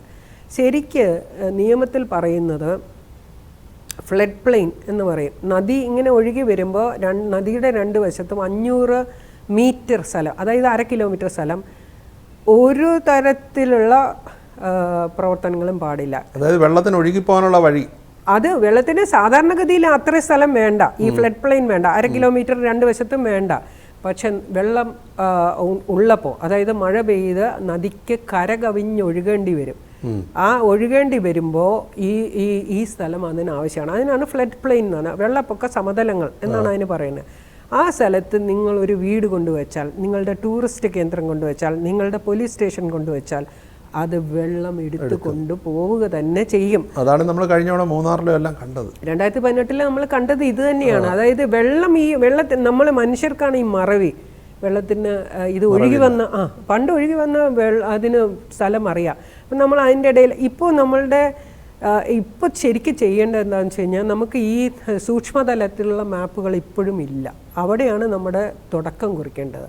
നമുക്കിപ്പോഴും ഉള്ള മാപ്പുകൾ എന്ന് പറയുന്നത് ഇത് ഏത് ദുരന്തത്തിൻ്റെ മാപ്പുകളാണെങ്കിലും, ഭൂകമ്പത്തിൻ്റെ മാപ്പുകൾ നമ്മൾ തയ്യാറാക്കിയിട്ടില്ല. പക്ഷേ ബാക്കിയുള്ള ഏത് ഭൂകമ്പത്തിൻ്റെ മാപ്പുകൾ ലഭ്യമാണ്. അത് പക്ഷേ കേന്ദ്ര സർക്കാർ പണ്ട് കാലത്തെ 2002 ഉണ്ടാക്കി വെച്ചിട്ടുള്ള മാപ്പുകൾ നമ്മൾ ഇവിടെ നമ്മൾ വെച്ചിരിക്കുന്നു എന്ന് മാത്രമേ ഉള്ളൂ. ബാക്കിയുള്ള മാപ്പുകളെല്ലാം 1:50,000 എന്നുള്ള സ്കെയിലാണ്. 1:50,000 എന്ന് പറഞ്ഞാൽ 500 മീറ്ററിലുള്ള സ്ഥലം, 1/2 കിലോമീറ്ററിലുള്ള എന്ത് സാധനമുണ്ടെങ്കിലും ഇത് 1 സെന്റിമീറ്ററിലാണ് ഇത് കാണിക്കുന്നത്. ഇപ്പൊ വെള്ളം ഒഴുകി പോകുന്ന കാര്യം പറഞ്ഞപ്പോൾ റൂം ഫോർ റിവർ എന്നൊക്കെ പറയുന്നുണ്ട്. അത് പറയുന്നതല്ലാതെ എവിടെങ്കിലും അത് നടപ്പിലാക്കാൻ ശ്രമം ഉണ്ടായി? അല്ല, അത് നമ്മൾ നടപ്പിലാക്കാത്തത് കൊണ്ടാണ് അത് തന്നെ കയറി വന്ന് നമ്മുടെ വീടുകളെ കവർന്നത്. അതുപോലെ മറ്റൊരു ചോദ്യം, ഇപ്പൊ എല്ലാ ദുരന്തങ്ങളുടെയും പിന്നിൽ പറയുന്ന പ്രകൃതിയുടെ മേൽ മനുഷ്യൻ നടത്തുന്ന ചൂഷണത്തിന്റെ ഫലമാണെന്നുള്ളത്. പക്ഷേ കേരളം പോലെ ജനസാന്ദ്രതയുള്ള ഒരു സംസ്ഥാനത്ത് ഈ വീട് ഇപ്പം അശാസ്ത്രീയമായ നിർമ്മാണ രീതി അതിനൊരു ഘടകമാണല്ലോ. പരിസ്ഥിതി ലോല പ്രദേശത്ത് അശാസ്ത്രീയമായ നിർമ്മാണ രീതികൾ വരുന്നു. പക്ഷേ കേരളം പോലെ ജനസാന്ദ്രത കൂടുതലുള്ള ഒരു സ്ഥലത്ത് മനുഷ്യർ എന്ത് ചെയ്യും എന്നൊരു ചോദ്യം കൊണ്ട് ഇതിനെ കണ്ണിക്കുന്നവരുമുണ്ട്. അല്ല, അവിടെ ചെയ്യാവുന്ന ഒരുപാട് കാര്യങ്ങളുണ്ട്. അതായത് ഇപ്പോൾ ഈ ചെങ്കുത്തായ ഒരു മലഞ്ചരിവിൽ നിങ്ങൾ ഇവിടെ ഈ മലയുടെ മുകളിൽ ഭാരം കൂട്ടുന്ന പ്രവൃത്തികൾ, അതായത് ഇവിടെ ഒരുപാട് നിർമ്മാണ പ്രവർത്തനങ്ങൾ പാടില്ല. മല ഇടിഞ്ഞു വരും. ഈ മലയുടെ താഴ്ഭാഗത്ത്, അതിൻ്റെ അടിഭാഗത്ത് മല തുരന്നുകൊണ്ടുള്ള പ്രവർത്തനങ്ങളും പാടില്ല. നമുക്ക് സാധാരണഗതിയിൽ ആലോചിച്ചാൽ, സാമാന്യ ബുദ്ധി കൊണ്ട് ആലോചിച്ചാൽ മനസ്സിലാവുന്ന കാര്യങ്ങളാണ്. അതിൻ്റെ താഴെ ഒരു റോഡുണ്ടാക്കി, റോഡ് കട്ട് ചെയ്യുമ്പോൾ അതിനെ ബലപ്പെടുത്തുന്ന രീതിയിൽ അവിടെ ഒരു സംരക്ഷണ ഭിത്തി കൊടുക്കണം. നമ്മുടെ ദേശീയപാത ഇപ്പം നമ്മൾ 648 എത്ര കൊണ്ടോ കിലോമീറ്റർ നമ്മൾ കെട്ടിക്കൊണ്ടിരിക്കുക. ദേശീയപാത 6 വരി പാത. ഈ ഇത്രയും ദുർബലമായ മലനിരകളുടെ പാരലായിട്ടാണ്, സമാന്തരമായിട്ടാണ് ഈ പാത കൊണ്ടുവന്നത്. ആ റോഡ് കട്ടിങ്സ് ഇനി നോക്കിക്കോളൂ. നമ്മൾ ഇനി ഇരിക്കാൻ പോകുന്ന ചർച്ച ദേശീയ, എന്തെങ്കിലും സംശയമുണ്ടോ? ദേശീയപാതകളിൽ അപകടക്കണിയുണ്ട്, തീർച്ചയായിട്ടുമുണ്ട്. ഇപ്പോഴത്തെ രീതിയിൽ ഈ കെട്ടിപ്പോകുന്ന സംസ്ഥാനത്ത് ഇവിടെ മാത്രമല്ല, ഷിരൂരിൽ നമ്മളത് കണ്ടു. ഈ ചെങ്കുത്തായ പാതയിൽ എന്തെങ്കിലും ഒരു സംരക്ഷണ സംവിധാനം അവിടെ ഉണ്ടായിരുന്നു. വലിയ അപകടങ്ങളാണ് കാത്തിരിക്കുന്നത്. വേണ്ട രീതിയിൽ കാര്യങ്ങൾ ചെയ്തില്ലെങ്കിൽ, സംരക്ഷണം ഒരുക്കിയില്ലെങ്കിൽ ഒരുപാട് ദുരന്തങ്ങൾ നമ്മൾ ഇനി ഇപ്പം കണ്ടില്ലേ. ബീഹാറിൽ എത്ര പാലങ്ങൾ കെട്ടുന്നു, തകർന്നു വീഴുന്നു, കെട്ടുന്നു, തകർന്നു. എന്തുകൊണ്ട് അക്കൗണ്ടബിലിറ്റി വരുന്നില്ല? ഇപ്പം തന്നെ പ്രകൃതി കനിഞ്ഞ് അനുഗ്രഹിച്ച സ്ഥലമാണ് വയനാട്. അതിന് സ്വാഭാവികമായിട്ട് ഒരുപാട് റിസോർട്ടുകൾ, വിനോദസഞ്ചാര കേന്ദ്രങ്ങൾ വരുന്നു. അതിലെല്ലാം ഒരു അശാസ്ത്രീയമായ നിർമ്മാണ രീതി ഉണ്ട്. അതിലൊരു നിയന്ത്രണമില്ലാതെ പോയി എന്ന് മാത്രമല്ല, ഈ ഇപ്പം 2022 മാത്രം കണക്കെടുത്തു കഴിഞ്ഞാൽ 10 ലക്ഷത്തിൽ പരം ടൂറിസ്റ്റുകളാണ് 2022 മാത്രം വയനാട് സന്ദർശിച്ച ആളുകൾ.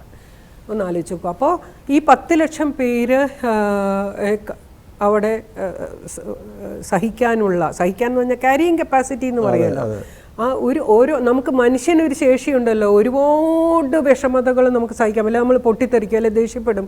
അതുപോലെ തന്നെയാണ് പ്രകൃതിയിൽ ഈ മലകൾക്കൊരു ശേഷിയുണ്ട്. അതിനപ്പുറം നിങ്ങൾ അതിനെ ബുദ്ധിമുട്ടിച്ചാൽ ഈ മല ഇടിഞ്ഞ് വീഴുക തന്നെ ചെയ്യും.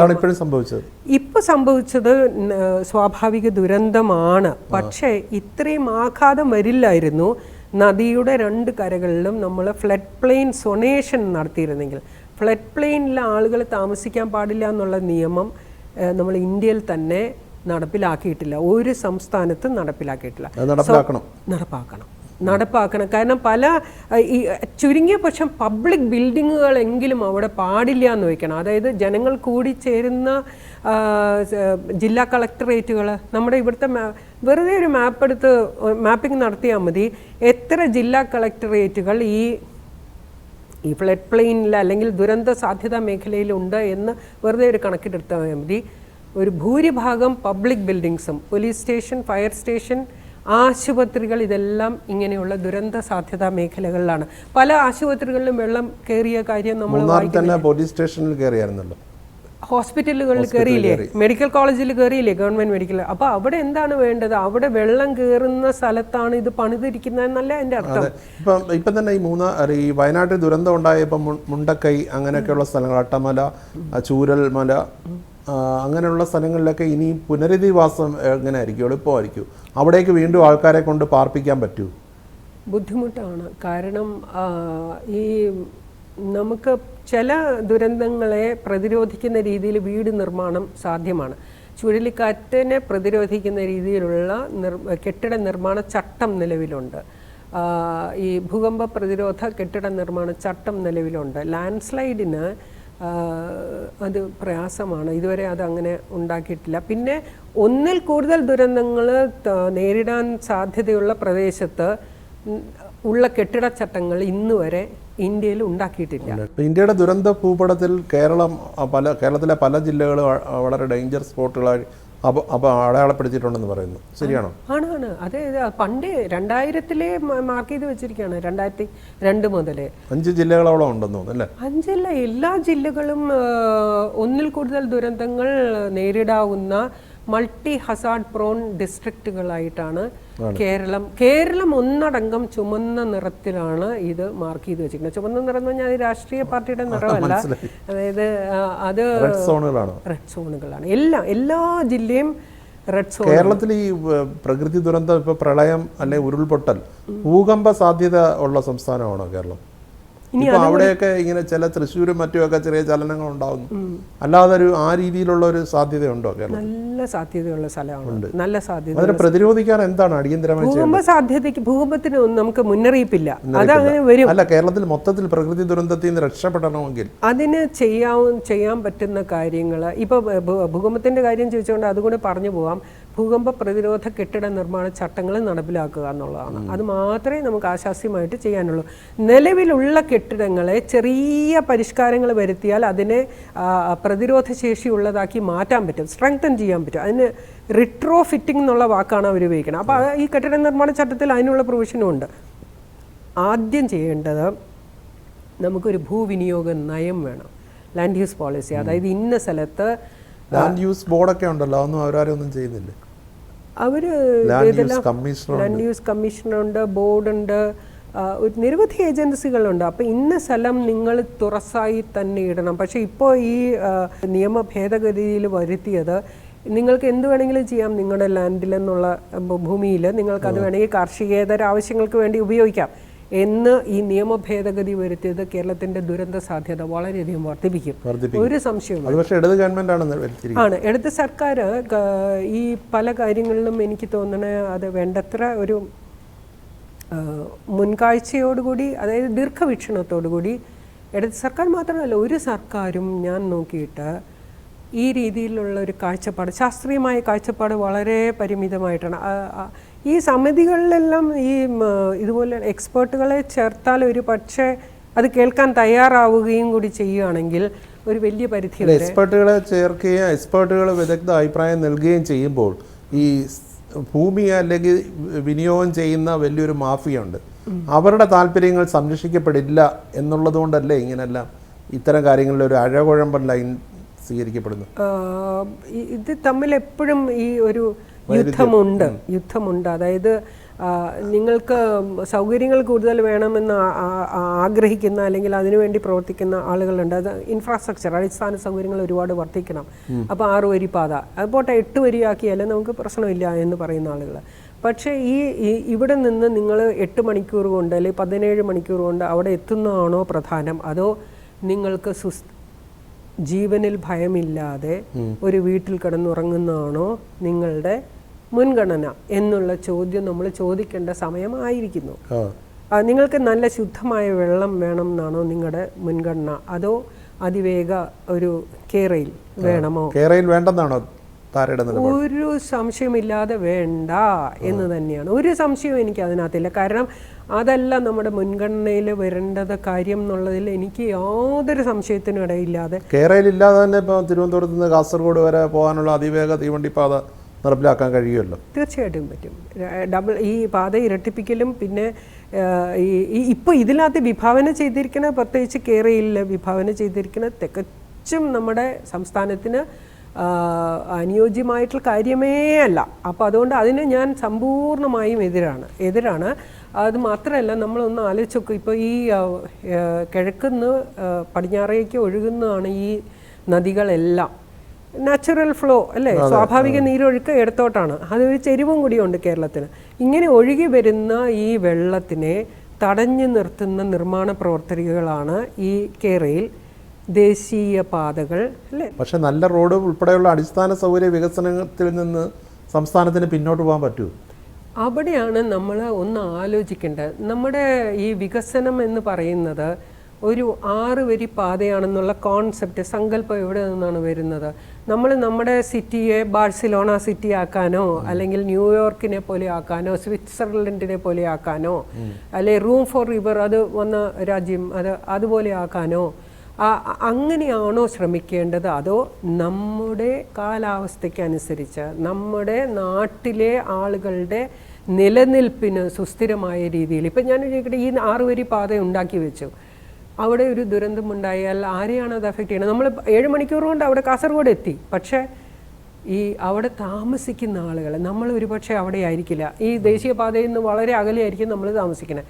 അവിടെ താമസിക്കുന്ന ആളുകൾ, ഇന്നലെ ഒരു ന്യൂസ് ഇതും ഉണ്ടായിരുന്നല്ലോ, ഇങ്ങനെ ചെങ്കുത്തായി മുറിച്ച് വെച്ചിരിക്കുന്ന മലയുടെ ഏറ്റവും മുകളിൽ ഇങ്ങനെ 2-3 കുടുംബങ്ങൾ ഒറ്റപ്പെട്ട്, അതിൻ്റെ മുകളിൽ ഈ സംരക്ഷണ ഭിത്തി എന്ന് പറയുന്ന കോൺക്രീറ്റ് കൊണ്ടുപോലും അത് സുരക്ഷിതമാക്കാത്ത റോഡുകൾ, ദേശീയപാതകൾ. അപ്പോൾ ഈ നാഷണൽ ഹൈവേ അതോറിറ്റി ഓഫ് ഇന്ത്യയിൽ വന്നിട്ടുള്ള ഈ ദേശീയപാത നിർമ്മാണത്തിൽ വന്നിട്ടുള്ള അപാകതകൾ കൺട്രോളർ ആൻഡ് ഓഡിറ്റർ ജനറൽ ഒരു റിപ്പോർട്ടായിട്ട് തന്നെ പബ്ലിക് ഡൊമൈനിൽ കൊണ്ടുവന്നിട്ടുണ്ട്. ഇലക്ഷന് മുമ്പാണ് വന്നത്. അത് എത്ര മാധ്യമങ്ങൾ ചർച്ച ചെയ്തു? 13.63 കോടി രൂപയാണ് ശരിക്കും ഒരു കിലോമീറ്ററിന് ചിലവാക്കാൻ പറ്റുന്നത്. 23.63 കോടി രൂപയാണ് ചിലവാക്കിയിട്ടുള്ളത്. ക്രമക്കേടാണല്ലോ. ഈ ദേശീയപാതയിൽ തന്നെ ഇപ്പോൾ ഈ ഇങ്ങനെ മലകൾ മുറിച്ച് നമ്മൾ 6 വരി പാത ഉണ്ടാക്കുന്നു. അവിടെ വിഭാവനം ചെയ്തിരിക്കുന്ന കാര്യങ്ങളൊക്കെ കേട്ടാൽ നമ്മൾ ഇനി സ്വർഗത്തിന് തുല്യമായ സ്ഥലത്താണ് നമ്മൾ താമസിക്കാൻ പോണത്. കാരണം ഓരോ 80 കിലോമീറ്ററിനും 60 കിലോമീറ്ററിലും നമുക്ക് ഹെലിപാഡ് വന്ന് അത് വിഭാവനം ചെയ്യുന്ന, അതായത് ഹെലികോപ്റ്റർ വന്ന് ഇറങ്ങാൻ പറ്റും, ഡ്രോണിന് ലാൻഡ് ചെയ്യാനുള്ള സൗകര്യങ്ങളുണ്ട്, സ്റ്റേഷനുണ്ട് അവിടെ. പക്ഷേ അവിടെ ഏറ്റവും പ്രധാനമായിട്ട് ഞാൻ കാണുന്ന ഒരു ആശങ്ക ഉണർത്തുന്ന കാര്യം, ഇതിനോട് ചേർന്ന് 5 ഏക്കർ സ്ഥലം, ഈ ഓരോ ടോൾ ബൂത്തുകൾ 80 കിലോമീറ്ററിൻ്റെ ഇടയിൽ ഇങ്ങനെ ഉണ്ടല്ലോ, ഈ ഫെസിലിറ്റീസ് എല്ലാം കൊടുക്കുന്ന സ്ഥലം, അതിനോട് ചേർന്നും കൊടുക്കുന്ന ആ ഭൂമി 5 ഏക്കർ സ്ഥലം പ്രൈവറ്റ് PPP മോഡലിലാണ് ചെയ്യുന്നത്. അതായത് സ്വകാര്യ വ്യക്തികൾക്ക് നിങ്ങളുടെ റോഡ്, നമ്മുടെ റോഡ് വിൽക്കുന്നതിന് തുല്യമാണെന്നേ ഞാൻ കാണുന്നുള്ളൂ. സ്വകാര്യ പങ്കാളിത്തമില്ലാതെ ഇനി രാജ്യങ്ങൾക്ക് വികസിക്കാൻ കഴിയുമോ? എല്ലാ രംഗത്തും നമ്മൾ തുറന്നു കൊടുക്കാൻ പാടില്ല എന്നുള്ളിടത്താണ് ഞാൻ നിൽക്കുന്നത്. ഇപ്പം തന്നെ ഈ വയനാട് ദുരന്തം ഉണ്ടായതിൻ്റെ അടുത്ത ദിവസം പാർലമെന്റിൽ കേന്ദ്രമന്ത്രി അമിത്ഷാ പറഞ്ഞത് കൃത്യമായ മുന്നറിയിപ്പ് കൊടുത്തിരുന്നു, അലർട്ട് കൊടുത്തിരുന്നു. NDRFന്റെ 8 യൂണിറ്റുകൾ കേരളത്തിൽ വന്നു. പക്ഷേ അത് ശരിയല്ലാന്ന് നമ്മുടെ മുഖ്യമന്ത്രി അതിനെ ഖണ്ഡിക്കുകയും ചെയ്തു. ഞാൻ മുഖ്യമന്ത്രിയോട് പല കാര്യത്തിലും വിയോജിപ്പുണ്ടെങ്കിലും ഈ കാര്യത്തിൽ ഞാൻ മുഖ്യമന്ത്രിയോടാണ് യോജിക്കുന്നത്. മുഖ്യമന്ത്രി വളരെ കണക്കുകൾ വ്യക്തമാക്കിക്കൊണ്ടാണ് പറഞ്ഞത്. അത് മാത്രമല്ല, ഈ കാലാവസ്ഥാ നിരീക്ഷണ കേന്ദ്രത്തിന്റെ വെബ്സൈറ്റിൽ ഈ കാര്യങ്ങളെല്ലാം നമുക്ക് നോക്കി പരിശോധിക്കാവുന്നതേ ഉള്ളൂ. അത് കേന്ദ്ര കാലാവസ്ഥാ വകുപ്പാണല്ലോ. കേന്ദ്ര കാലാവസ്ഥാ വകുപ്പാണ്. അവർ കൊടുത്തത് ഓറഞ്ച് അലർട്ടാണ്. ഈ ദിവസം റെഡ് അലർട്ട് കൊടുക്കുന്നത്, അതായത് ആക്ഷനിലേക്ക്. ഓറഞ്ച് അലർട്ടിൽ നിങ്ങൾ പ്രിപ്പയർഡ് ആയിട്ടിരിക്കുക, അതായത് എല്ലാ പെട്ടിയും ഇതെല്ലാം റെഡിയാക്കി നമ്മൾ ഇരിക്കുന്നു എന്ന് പറയുന്നതിന് സമാനമായ ഒരു സ്ഥിതിവിശേഷം. റെഡ് അലർട്ടാണെങ്കിൽ നിങ്ങൾ ആക്ഷനിലേക്ക് പോകാനുള്ള സൂചന റെഡ് അലർട്ടാണ്. ആ റെഡ് അലർട്ട് കൊടുക്കുന്നത് ഈ ഉരുൾപൊട്ടൽ നടന്ന് കഴിഞ്ഞതിന് ശേഷം ഉച്ചയ്ക്ക് 1:10 അതിനകത്ത് ഒരു സംശയമില്ല, അത് സത്യമാണ് മുഖ്യമന്ത്രി പറയുന്നത്. 2, ഈ നിമിഷം വരെ നമ്മളിപ്പോൾ ഇരുന്ന് സംസാരിക്കുന്ന നിമിഷം വരെ ഇന്ത്യയിൽ, കേരളത്തിൽ മാത്രമല്ല ഇന്ത്യയിൽ ഉരുൾപൊട്ടൽ മുന്നറിയിപ്പ് കൊടുക്കാനുള്ള സംവിധാനം നിലവിൽ ഇല്ല. ഉരുൾപൊട്ടൽ സാധ്യതാ മേഖലകൾ കണ്ടുപിടിക്കാനുള്ള സംവിധാനമുണ്ട്. അവിടെ എപ്പോൾ സംഭവിക്കും എന്ന് അലർട്ട് കൊടുക്കാനുള്ള സംവിധാനം രാജ്യത്തിൽ നിലവിൽ ഈ നിമിഷം നമ്മൾ സംസാരിച്ചുകൊണ്ടിരിക്കുന്ന നിമിഷം ശാസ്ത്രം ആ രീതിയിലുള്ള കണ്ടുപിടുത്തങ്ങൾ നടത്തിയിട്ടുണ്ടോ? പുരോഗതി ഉണ്ട് വിദേശ രാജ്യങ്ങളിൽ ഉണ്ട്. ചൈനയിലുണ്ട്. നോക്കുന്നില്ല. ചൈന നമ്മൾ ഇത് ആരെയാണ് പ്രയോറിറ്റി നമ്മൾ കൊണ്ടുവരുന്നത്? നമ്മളിപ്പോൾ ഞാൻ ചോദിക്കട്ടെ, ഇതിനാണോ ഇപ്പോൾ താങ്കളാണ് കേന്ദ്രത്തിലെ മന്ത്രി എന്ന് വിചാരിച്ചാൽ അല്ലെങ്കിൽ ഇതിൻ്റെ ചുമതലയുള്ള ഒരാൾ, താങ്കൾ ഈ 6 വരി പാത ഉണ്ടാക്കുമോ? ഈ അലർട്ട് സിസ്റ്റം, ഈ മുന്നറിയിപ്പ് കൊടുക്കാനുള്ള സംവിധാനത്തിന് പൈസ ചിലവാക്കുമോ? ഞാനാണ് ആ സ്ഥാനത്തുണ്ടെങ്കിൽ തീർച്ചയായിട്ടും ഞാൻ ഈ മുന്നറിയിപ്പ് സംവിധാനത്തിനുള്ള പൈസ ഞാൻ കൊടുക്കാനാണ് ഞാൻ തുനിയുക. അവിടെ വേറൊരു കാര്യം കൂടി പറയാനുണ്ട്. മൺസൂൺ മിഷൻ എന്ന് പറഞ്ഞ ഒരു പദ്ധതിയുണ്ട് കേന്ദ്ര സർക്കാരിൻ്റെ. അവിടെ ഈ മുന്നറിയിപ്പ്, അതായത് മഴക്കാലത്തെ മുന്നറിയിപ്പും ബാക്കി അങ്ങനെ കാലാവസ്ഥാ നിരീക്ഷണം, അന്തരീക്ഷത്തിലെ കാര്യങ്ങളൊക്കെ പഠിക്കാനുള്ള ഇതാണ്. അതിന് ബഡ്ജറ്റിൽ വകയിരുത്തിയിട്ടുള്ള അലോട്ട്മെൻറ്റ് ഗണ്യമായിട്ട് കുറച്ചതാണ് 2024 ബഡ്ജറ്റ്. അപ്പോൾ റിസർച്ച് ആൻഡ് ഡെവലപ്മെൻറ്റിൽ അപ്പോൾ ഞാൻ പറയുന്നത് കേന്ദ്ര സർക്കാരും ഇതിന് ഉത്തരവാദിയാണ്, സംസ്ഥാന സർക്കാരും ഉത്തരവാദിയാണ്. ഏത് ദുരന്തത്തിനും നമ്മളെല്ലാവരും, ഈ നമ്മളായ മനുഷ്യരെ എല്ലാവരും ഇതിന് ഉത്തരവാദികളാണ്. കാരണം ഇപ്പോൾ ഈ ജോയ് എന്ന് പറയുന്ന ആ പാവപ്പെട്ട സാധു മനുഷ്യൻ ഈ മാലിന്യക്കുഴിയിൽ വീണ് മരിക്കാൻ ഉത്തരവാദിയായതിൽ നമ്മൾ എല്ലാവരും ഉണ്ട് അല്ലേ? നമ്മുടെ മാലിന്യം കൂടി അവിടെ എത്തിയിട്ടുണ്ടല്ലോ. ആ രീതിയിൽ നമ്മൾ നമ്മുടെ സമീപനത്തിൽ മാറ്റം വരണം. ഇപ്പോൾ റെഡ് സോണുകളായിട്ട് കേരളത്തിൽ പലയിടത്തും പല കാരണങ്ങളാൽ മുദ്ര ചെയ്യപ്പെട്ടിട്ടുണ്ടെങ്കിൽ സർക്കാർ എന്താ ചെയ്യേണ്ടത്? സർക്കാർ ഇതിന് ആഘാതം കുറയ്ക്കാനുള്ള എന്ത് ചെയ്യണം? ഈ ദുരന്ത നിവാരണ അതോറിറ്റി എന്ത് ചെയ്യണം? അതിലൊന്നും കാര്യം നടക്കുന്നില്ലല്ലോ. ഈ ദുരന്ത നിവാരണ അതോറിറ്റിയുടെ ഈ ഘടനയൊന്ന് മാറ്റിയാൽ സംഗതികൾ കുറെയെങ്കിലും സർക്കാരിന് ഇഷ്ടമുള്ള എക്സ്പേർട്ടിനെ വെച്ചാൽ മതി. ഇന്ന എക്സ്പേർട്ട് എന്നുള്ള രീതിയിൽ നമ്മൾ പറയേ വേണ്ട. അതായത് സർക്കാരിന് താല്പര്യമുള്ള എക്സ്പേർട്ടുകളെ വെച്ച് ഈ സമിതി ഒന്ന് വെച്ചാൽ ഉള്ള ഒരു ഗുണം, ഇങ്ങനെയുള്ള മാർഗനിർദ്ദേശങ്ങൾ അവർക്ക് മുന്നോട്ട് വയ്ക്കാൻ പറ്റും. ഒന്ന്, എന്നിട്ട് സമിതിക്ക് അതിനു വേണ്ട ഇതും കൊടുക്കണം, സ്വാതന്ത്ര്യവും അതിനുള്ള അതോറിറ്റിയും അക്കൗണ്ടബിലിറ്റിയും കൊടുക്കണം. അക്കൗണ്ടബിലിറ്റി എന്ന് പറഞ്ഞാൽ അവർ തെറ്റായ തീരുമാനം എടുത്താൽ അവർ ഈ ദുരന്ത നിവാരണ ആക്ട് പ്രകാരം 3 കൊല്ലം ഒറ്റ കഠിന തടവും എത്രയോ രൂപ ശിക്ഷയുണ്ട്. അതിന് ഇവരും ബാധകമായിരിക്കണം. അങ്ങനെ ഒരു നിയമം കൊണ്ടുവന്നാൽ മതി, അപ്പോൾ ഒരു തീരുമാനം വരും. അത് ഒന്ന്. 2, ഈ പിന്നെ റെഡ് സോണിൽ മാധവ് ഗാഡ്ഗിലിൻ്റെ റിപ്പോർട്ട് നമ്മൾ എല്ലാ ദുരന്തങ്ങളിലും പറയുന്നുണ്ടല്ലോ. ഈ മുണ്ടകൈ എന്ന് പറയുന്ന സ്ഥലം ഈ സോൺ 1 പെടുന്ന സ്ഥലമാണ്.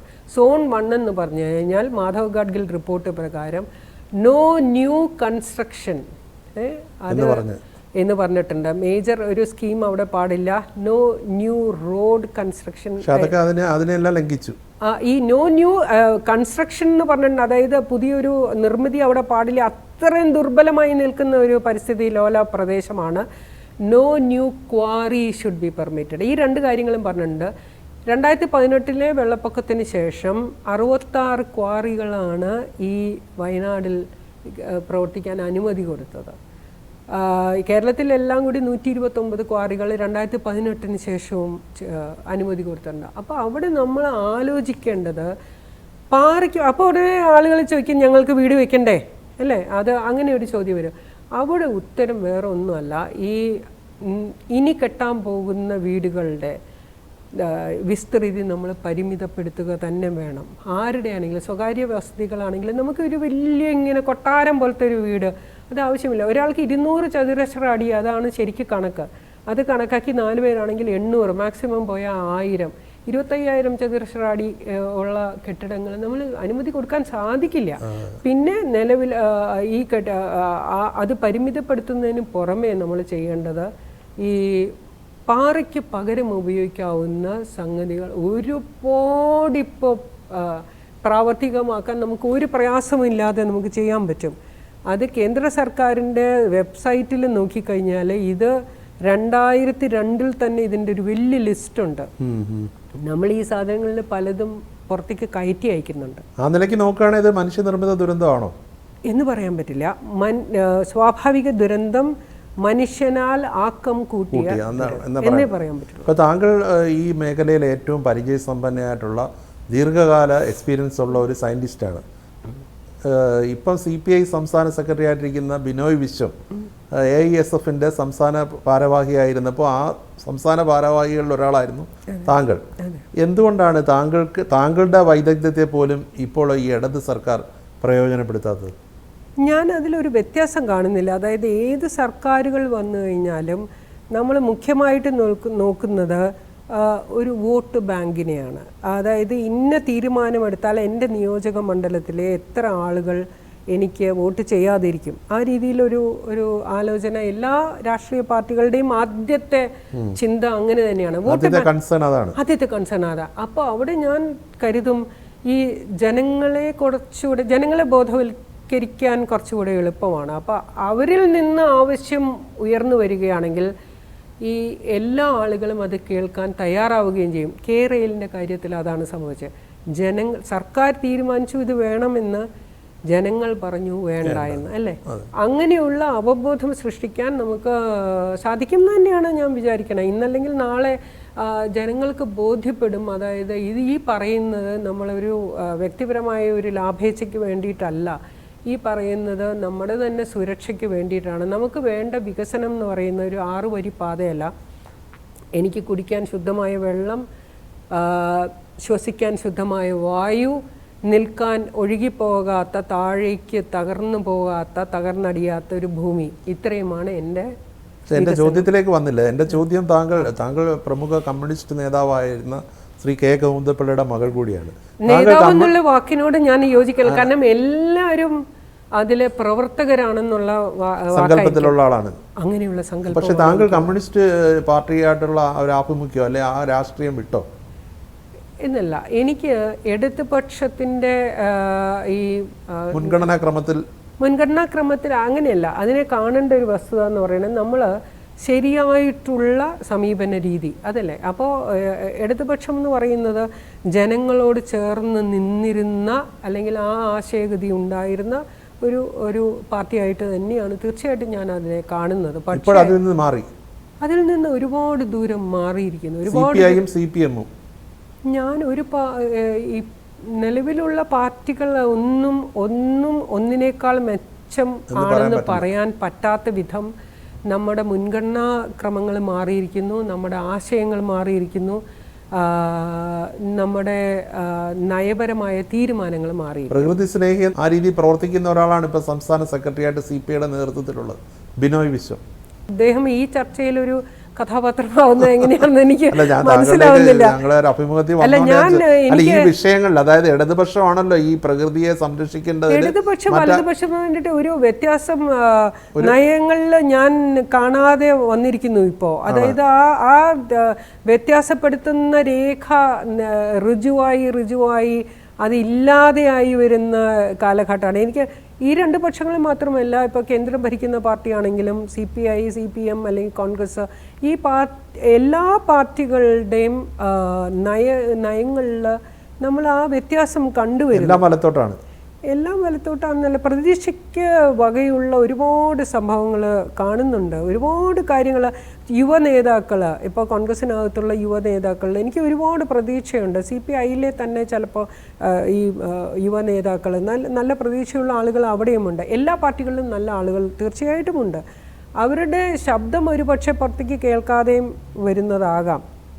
പക്ഷെ കാലം എല്ലാ കാര്യങ്ങളും മാറ്റിമറിക്കുന്ന, അതിന് മറുപടി പറയേണ്ടി വരുന്ന ഒരു സമയം വരുമല്ലോ. വെള്ളം ഒഴുകുന്ന വഴി പോലെ അല്ലേ?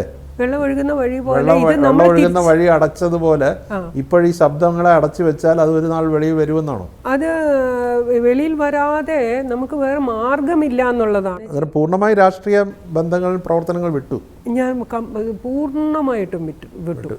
എനിക്ക് സ്വതന്ത്രമായി അഭിപ്രായം പറയണമെന്ന് എനിക്ക് ആഗ്രഹമുണ്ട്. അപ്പോൾ ഞാൻ ഏതെങ്കിലും ഒരു പാർട്ടിയിൽ ചേർന്നാൽ, BJPയിലോ അല്ലെങ്കിൽ കോൺഗ്രസ്സിലോ അല്ലെങ്കിൽ CPIയിലോ CPMയിലോ ചേർന്നാൽ എനിക്കൊരു പക്ഷേ സ്വതന്ത്ര നിലപാടുകൾ എടുക്കാൻ എനിക്ക് ബുദ്ധിമുട്ടായിട്ട് വരും. അത് ആർക്കാണെങ്കിലും ബുദ്ധിമുട്ട് വരും. അപ്പോൾ അതിന് പോകാതിരിക്കുകയല്ലേ നല്ലത്. എനിക്ക് താല്പര്യം ഞാൻ സ്വതന്ത്രമായിട്ട് സത്യത്തിനോടടുത്ത അതിനോട് ചേർന്ന് നിൽക്കുന്ന അഭിപ്രായങ്ങൾ പറയണമെന്നും അങ്ങനെ പ്രവർത്തിക്കണമെന്നുമാണ് എൻ്റെ ആഗ്രഹം. അപ്പോൾ അതിന് പോവാതിരിക്കുകയാണ് മാന്യമായിട്ട് നമുക്ക് ചെയ്യാൻ പറ്റുന്ന മിനിമം. അപ്പോൾ പ്രകൃതി ദുരന്തങ്ങളെ തടയാനുള്ള മാർഗനിർദ്ദേശങ്ങൾ അത് അവഗണിക്കപ്പെടാതിരിക്കട്ടെ, ഇത്തരം ദുരന്തങ്ങൾ ആവർത്തിക്കാതിരിക്കട്ടെ. നന്ദി, നമസ്കാരം.